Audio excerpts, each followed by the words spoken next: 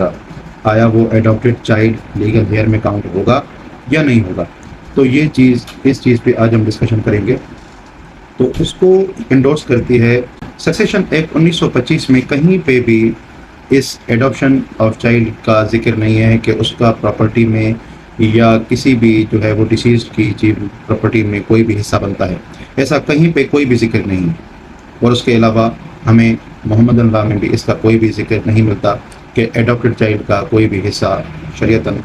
اس deceased کی property میں سے ہوتا ہے یا نہیں ہوتا۔ اچھا، اس کے ساتھ ساتھ اس چیز کا جو ذکر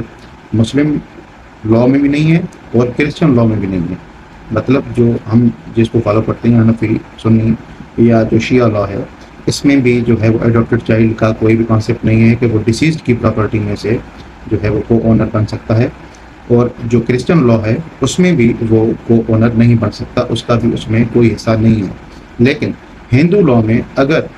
جو ہے وہ مانا جائے کہ یہ ایڈاپٹیڈ چائلڈ ہے اور یہ میری پراپرٹی کا حصہ دار ہے، یا یہ جو ہے کسی ڈیسیز، اگر والد صاحب کی ڈیتھ ہو گئی ہے اور والدہ کہے کہ یہ ہمارا بیٹا ہے اور ایڈاپٹیڈ ہے لیکن ہم اس کو اپنی پراپرٹی میں سے حصہ دینا چاہتے ہیں، تو وہ ایکسیپٹیبل ہے اور اس پہ کافی سپریم کورٹ کی ججمنٹس ہیں۔ لیکن مسلم لاء کے تحت اس کی کوئی بھی بنیادی حیثیت نہیں ہے، وہ بچہ انہی کا ہی مانا جائے گا جن کا وہ ہے، اور بلڈ ریلیشن میں یہ کاؤنٹ کبھی بھی نہیں ہوگا کہ ڈیسیزڈ کی پراپرٹی میں سے اس کو حصہ دیا جائے۔ ہاں، ایک صورت میں وہ حصے دار بن سکتا ہے کہ ڈیسیزڈ نے اپنی زندگی میں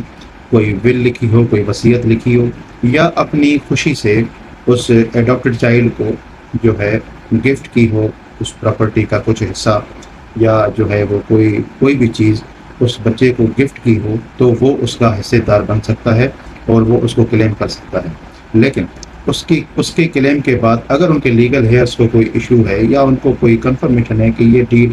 جعلی ہے، جھوٹی ہے، ہمارے والد کی ڈیتھ کے بعد جو ہے وہ اس نے ظاہر کی ہے، تو وہ اس کو بھی چیلنج کر سکتے ہیں۔ دونوں کے لیے اوپن پلیٹ فارم ہے اور دونوں اپنے جو ہے وہ ایویڈنس کے ساتھ پیش ہوں گے اور وہ ٹرائل پورا چلے گا، اور اس کے بعد جو ہے وہ آنریبل کورٹ فیصلہ کرتی ہے۔